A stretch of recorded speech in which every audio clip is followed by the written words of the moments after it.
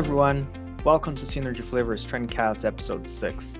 I'm Alex Masumoto, I'm a marketing associate at Synergy Flavors in the US, and I have a great group of professionals here with me to talk about opportunities in dairy products. Starting with Lorraine Kelly, who is our senior category manager at our Dairy Taste division out of Ireland. Also joined by Natalie Drake, who is our category manager for bakery and dairy in the UK, and also Heidi Liu, who is our product manager for our Dairy Taste division in the US. Lorraine, today's topic is opportunities in dairy products. Could you give us an overview of what are the opportunities that we're breaking down on this Trendcast today? Sure thing, Alex. With plant-based food and drink dominating today's food conversation, we thought it would be interesting to take a step back and look at changes taking place in the dairy industry. So in this Trendcast, we're looking at dairy companies responding to changing consumer needs and sentiments and developing products with novel ingredients and flavors to maintain interest and offer new experiences. We also look at the impact of COVID-19 on dairy consumption. As an industry, dairy has always been very consistent, focused on providing fresh, nutritious products produced by farmers. But there is a growing need for dairy to become more spontaneous by creating products that disrupt the category and meet consumer needs in new and unexpected ways. In a recent global survey by FMCG gurus, 70% of those surveyed do not buy dairy alternative products, suggesting there is still a large consumer base eager for new. We think this poses an exciting opportunity for product developers to reinvent the dairy aisle and win back consumer sentiment by offering sustainable and trusted products, which are indulgent, fun, and affordable. Heidi, you've been looking at dairy from the perspective of offering affordable nutrition. What learnings can we take? Yes, Lauren, there are a few key learnings that come to mind. Learning number one, I would say, is stronger health awareness means opportunity for dairy. To be specific, opportunity for real dairy. As we live through this pandemic, consumers have also gained an understanding of the higher risk of infection and medical complications that are usually associated with chronic diseases. As a result, more and more people are adopting lifestyle changes, oftentimes achieved from more nutritious and healthy diet, as well as regular exercises. As the IRI data has shown, the sales for retail dairy is at 25% higher over the same time period year ago, whereas overall grocery sales is only up by 14%. Now, as things start to ease and more restaurants are opening back up, is the retail demand going to sustain or weaken? We can't help but wondering. Yet the retail data shows that the consumers who had been stocking dairy back in March are continuing to buy retail dairy products at disproportionately high levels. And learning number two, I would say, is affordability. When people are falling sick, losing jobs, consumers tend to seek out affordable nutrition. I know the reduction of dairy consumption among Gen Z presents an inevitable challenge for the dairy industry. And on a positive note, a recent Mintel study has told us that these younger consumers, they do believe in natural benefits of dairy milk, and they agree that the naturally occurring nutrients in dairy has made it a very healthy choice. According to the USDA data, consumption of yogurt and cheese has actually increased in the past decade, and this is primarily driven by their nutritional profile. Modern day consumers are looking for ways to incorporate more protein into their diet. They're more aware of gut health, as well as new studies based on benefits of milk fat. Yogurt, for example, is an excellent source of several vitamins and minerals, such as vitamin B12, calcium, phosphorus, and riboflavin. Protein, arguably the most talked about desirable nutrition element among all the social media platforms. It's abundantly available in dairy. A cup of Greek-style yogurt offers up to 17 grams of protein. As an essential agricultural product, and dairy is highly affordable. So there's opportunity for dairy manufacturers to leverage the natural goodness of dairy. And learning number 3 is to leverage the health halo of fermented dairy for stronger immunity. Now, many people who suffer from lactose issues have no problem with natural yogurt or cheeses. This is because the lactose is broken down during the manufacturing process. And oftentimes, these products are treated with enzyme lactase to further break down the lactose. Dairy's life bacteria is already appealing to consumers. In France and Italy, over 2/3 of yogurt eaters eat yogurt to get the benefits of fermented foods. In Canada, 27% of cultured dairy eaters consider active cultures an important claim when selecting dairy products. But many consumers are still unaware that cheese or yogurt are fermented food, just like sauerkraut and kimchi. They're also rarely exposed to the association between cultures and immunity. Among the new probiotic dairy launched in the last 2 years, up until March 2020, only 10% carried an immunity health claim. So this is a great opportunity for dairy manufacturers to leverage the health halo of fermented dairy and its association to stronger immunity. Undoubtedly, living under a pandemic, our consumers are paying more attention to value and nutrition without compromising taste and indulgence. Natalie, what are some of your observations from dairy as affordable pleasures? Yeah, so I would definitely agree with that. The predicted global recession is really looming on everyone's mind at the moment as a result of the pandemic. So it's more than likely we'll start to see consumers turning to affordable dairy as a replacement for their everyday treats. So in the recession times of 2008 and 2009, we saw many yogurt manufacturers putting a spotlight on indulgent dessert flavours. So this was a way to make luxury a lot more affordable for consumers. So without being sold at a premium, limited edition launches with indulgent flavours can be positioned as luxurious. Some of the limited edition flavours we might start to see could theme around dessert profiles, cafe culture themed, or even they could capture the flavour of cocktails for a weekend treat. We might also start to see added nutritionals with some of these products. So as consumers start to look to permissible indulgence within these kind of indulgent flavour profiles, we might start to see things like added protein or gut health coming into this kind of indulgent space as well. So nostalgia is really on trend at the moment, and consumers tend to turn to familiarity in times of uncertainty as a form of escape, really to look to happier times from their childhood. If we look at Google search interest, data shows that interest in the 80s and 90s has really been growing since 2014.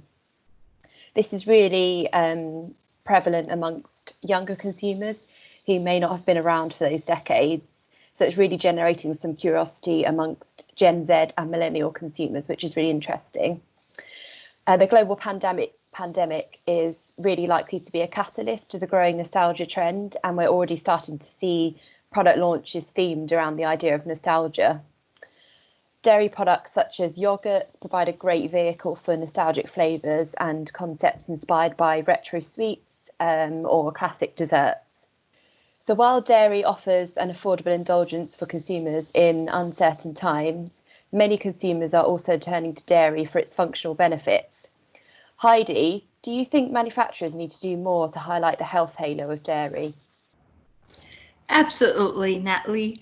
Let food beside medicine and medicine beside food. This famous quote that nutritious diets support good health has been around at least since antiquity.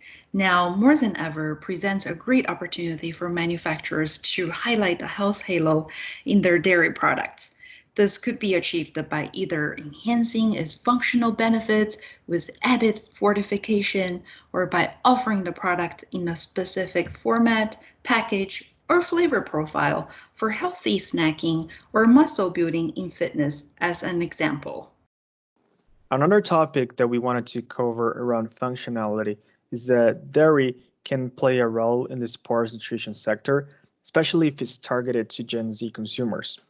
Two-thirds of UK Gen Z consumers have used a sports nutrition product compared to just one-third of all consumers. And what's interesting about that is that brands can position dairy as a naturally functional choice, uh, that being for a pre or post-workout. 21% of UK Gen Z ice cream consumers would be willing to try ice cream designed to be eaten after exercise, versus 14% of all consumers.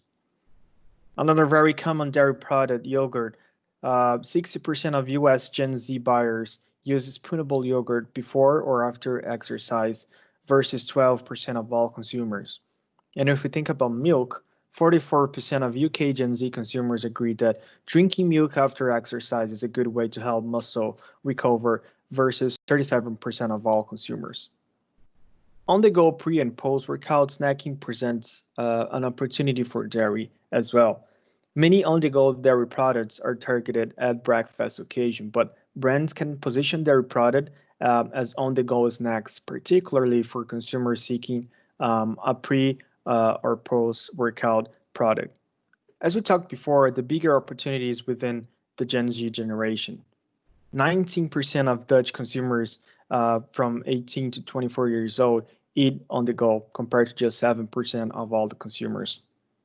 Snacking is also a frequent pastime among younger consumers, with over a quarter of Irish consumers from 16 to 24 professing to snacking 3 times a day or more. And what's interesting is that these consumers are actively seeking dairy snacks. 58% of UK Gen Z consumers agree that there should be more cheese snacks aimed at adults, compared to 45% of all UK consumers. And the opportunity is there. Just over 1% of dairy launches in Europe or North America featured on-the-go claims in 2019, demonstrating an opportunity for brands to enter this sector. Fit milk. This is an ultra-filtered, lactose-free, high-protein, low-sugar milk that's developed by Seattle-based dairy co-op, Dairy Gold. And this is their answer to meet consumers' desire for high-protein, low-sugar food. According to the manufacturer's website, besides delicious taste, Fit also provides 75% more protein and 40% less sugar than regular 2% milk. Their ultrafiltration process naturally concentrates protein and removes sugar.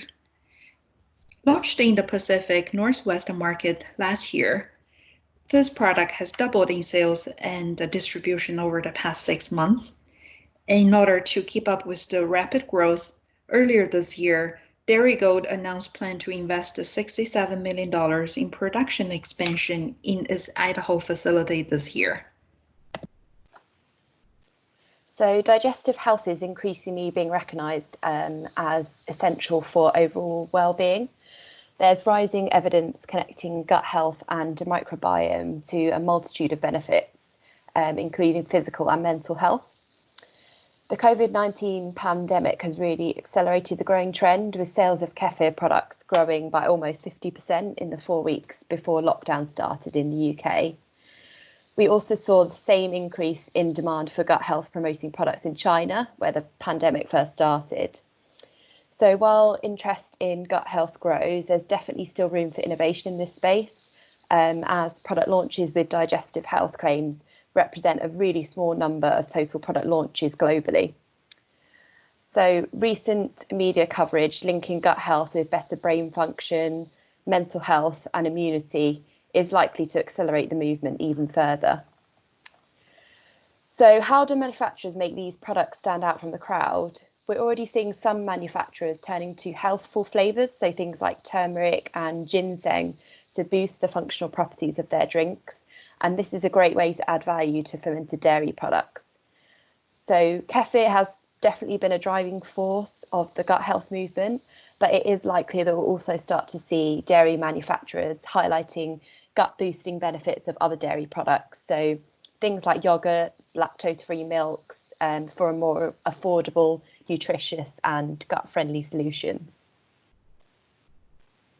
As the momentum of the plant-based movement continues to pick up pace, dairy manufacturers are under increasing pressure to provide innovative ways to deliver functional benefits to health-conscious consumers.